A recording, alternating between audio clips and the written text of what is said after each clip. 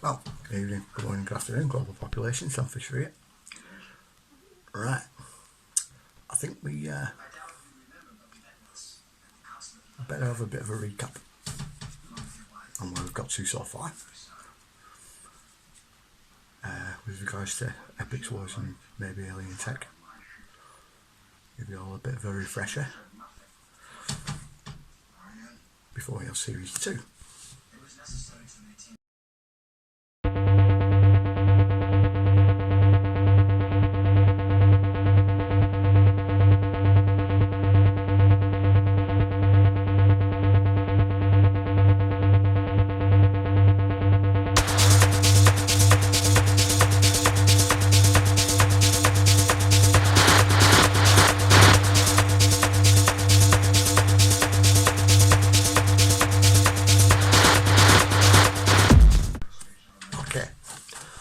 Video is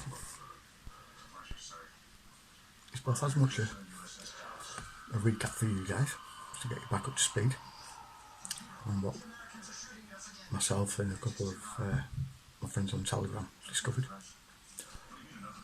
but also just to get my mind back into thinking this way,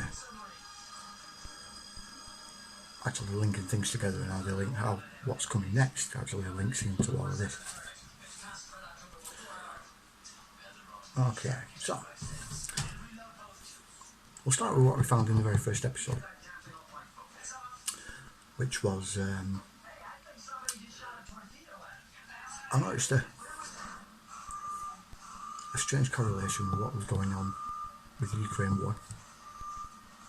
Some weird little things that were going on with Azovstal at the time, and the correlation between that and when Putin invaded Crimea. And the situation there. Now, if you don't know what I'm talking about,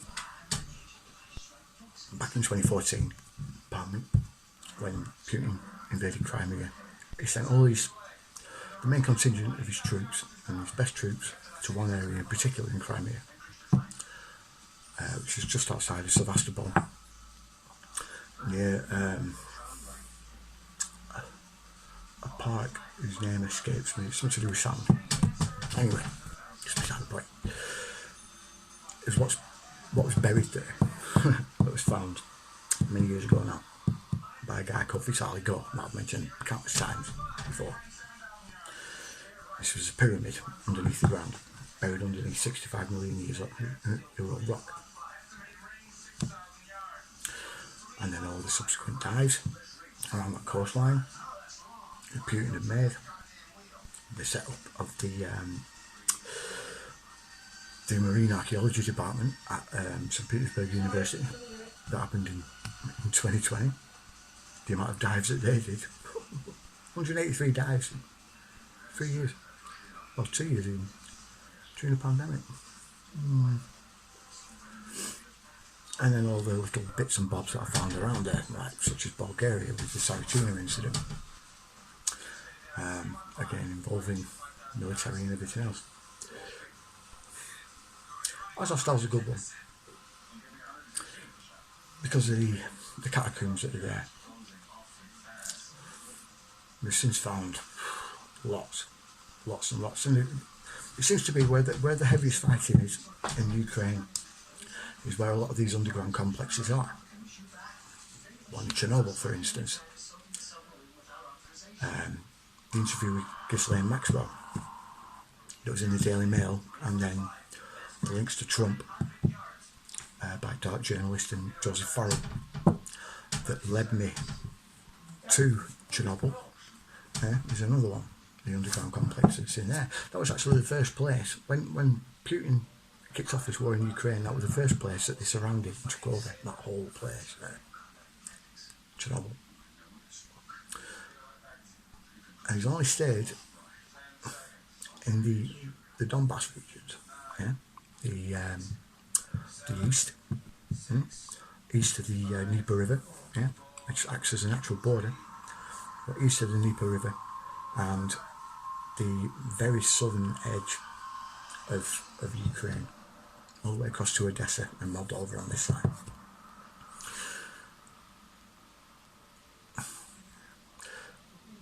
all of this was Arattan territory. Yeah.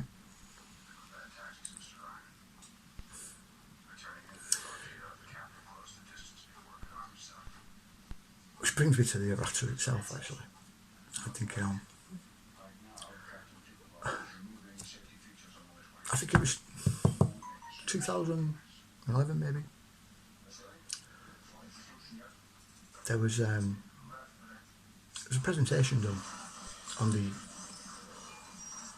finds that they were making all the way around that sort of area, especially around Mariupol, around that area, and near to Azovstal at the time. What was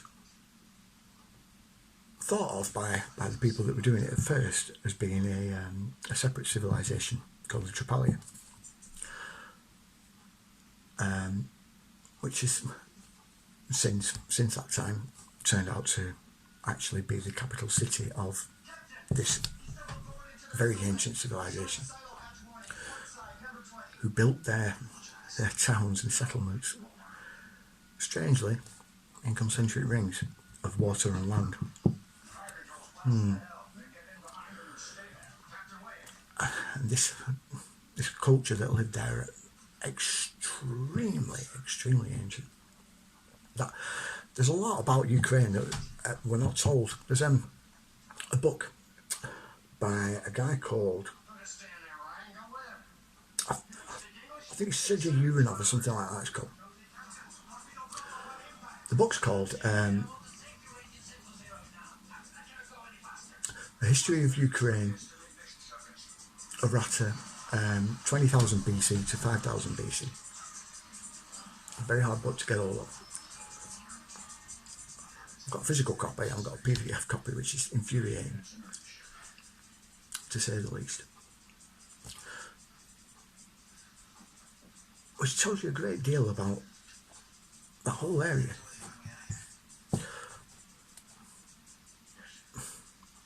In fact, the whole of the Black Sea, the whole of the Black Sea Basin. Let me show you something in a minute. The Google Earth images, right? Now, it will require you to suspend your disbelief a little bit, but you'll see what I mean.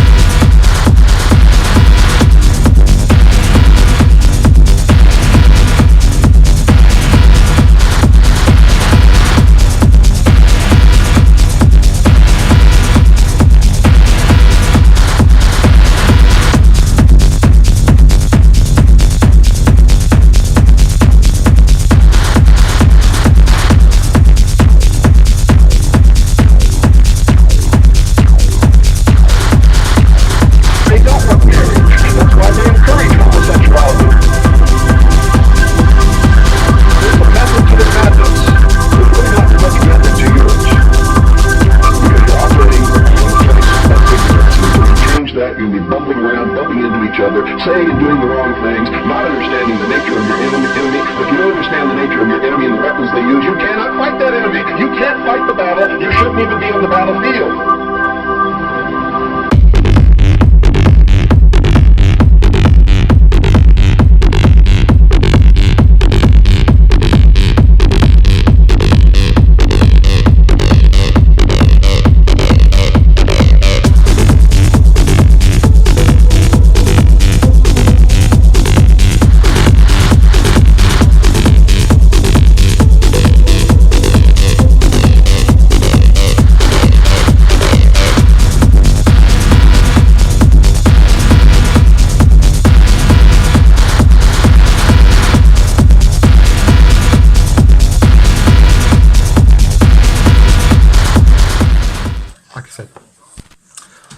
In there, there's a lot going on.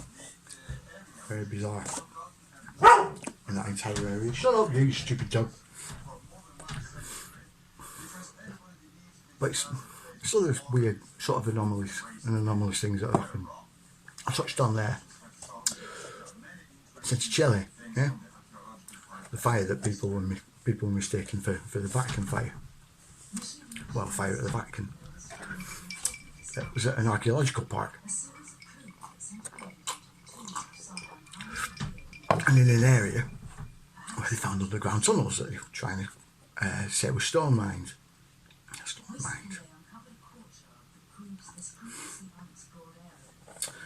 Ancient stone mines. It basically set fire to that whole area. The massive, so even right, the mayor of Central Chile and the mayor of Rome, the chief inspector of Rome as well, both confirmed that it was very likely deliberate. It was arson. Couldn't think of a reason why. Very strange. We also looked at the Bosnian pyramids for obvious reasons. But also a little structure called Dorsen, yeah? Which is another anomalous sort of construction. It's meant to be a Hellenistic fort, but it's got megalithic stone right there. It doesn't make any sense. So it's very likely another very old structure.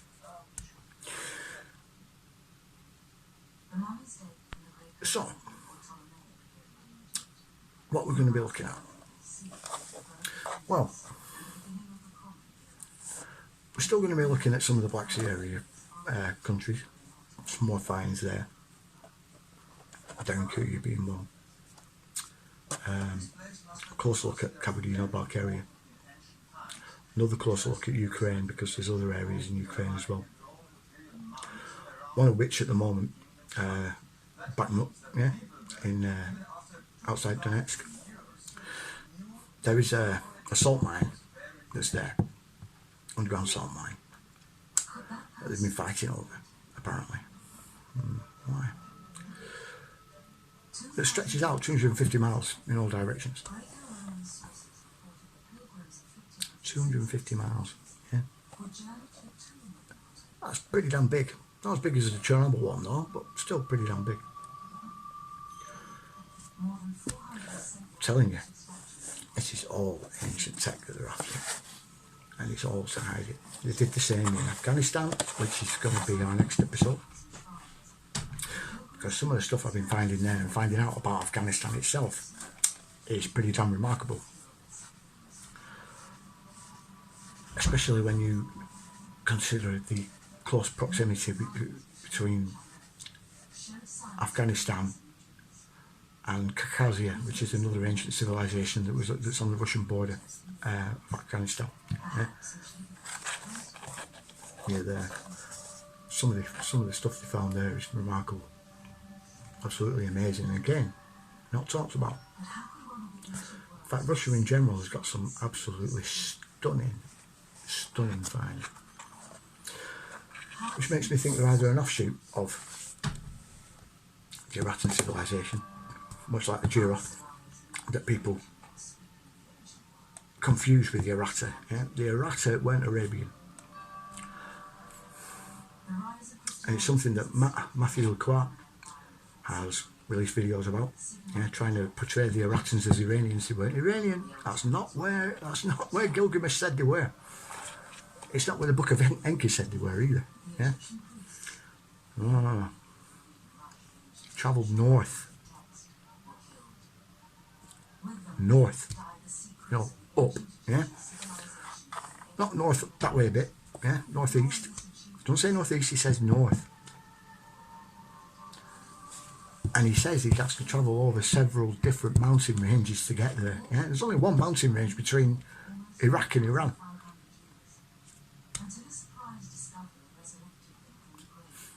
Well done, Bright Spot. Thought you were an expert. And you get Michael Salah. Just watch this. This is brilliant. Russia realized that there is this giant space ark buried under the sands of Oleshki Sands National Park in Ukraine's southern region. And so they basically, both of them wanted to get control over that. And this is something that I think you find if you look closely at every major international conflict, there's always an exopolitical factor there that's being ignored.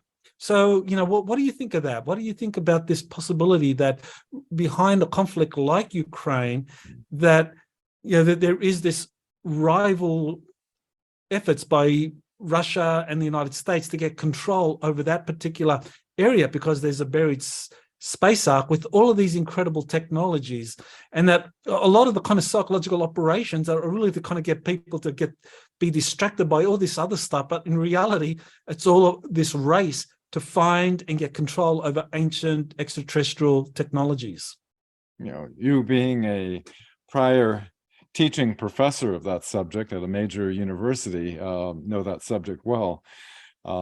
Without a question, every event, a Gulf, somebody who all of a sudden, out of nowhere, starts talking about things that you never heard about this person before. They may sound like they know what they're talking about, but they have absolutely no credible evidence to back their testimony. There are witnesses or experiencers and contactees that do have credible evidence to back up what they're saying. Not everyone does. That doesn't mean that they're not credible. They seek to attack or attempt to discredit others and sow division in the community rather than unity, especially if the person is attempting to discredit represents a threat of disclosing truthful information they wish to counter. Their narrative will sound somewhat believable with truthful information mixed in. This is in the CIA manual, by the way. They say, put 90% truth and mix in 10% of the narrative there. You want to take it, so that it builds credibility with the people. So you have this truthful information mixed in, but note if the narrative is targeting another credible person, opposite. In other words, if somebody says Mars had... if that's not him obviously trying to discredit what I've been finding, right? Because everyone just doesn't take you seriously anyway. But the guy that's with him, right?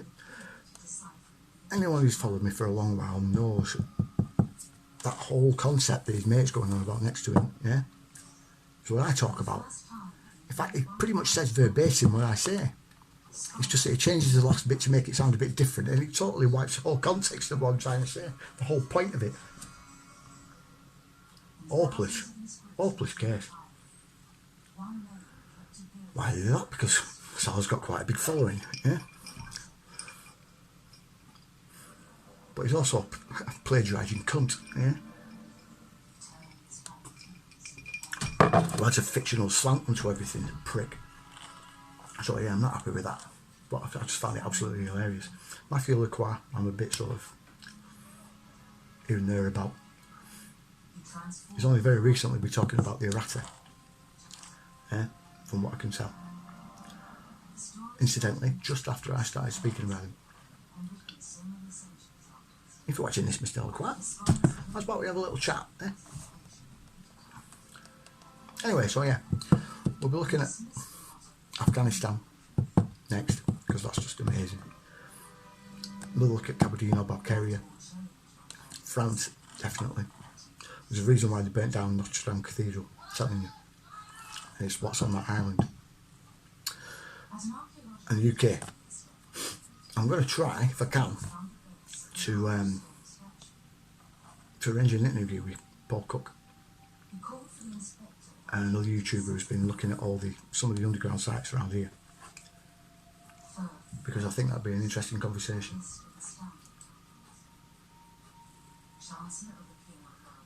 So yeah, that'll be series 2, which will be out very soon. Anyway, that's all I've got to say for the minute. Alright, like, share, subscribe, you know the drill. See you later.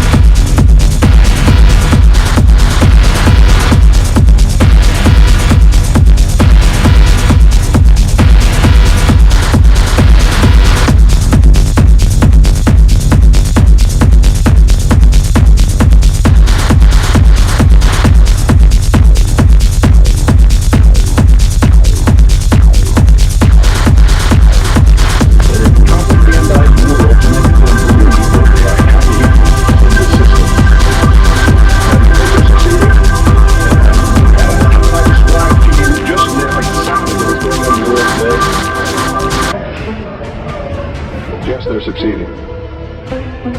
You better listen to me, folks. I am a messenger, and my message is unmistakable, and it had better not fall upon deaf ears, for those deaf ears will be rendered dead.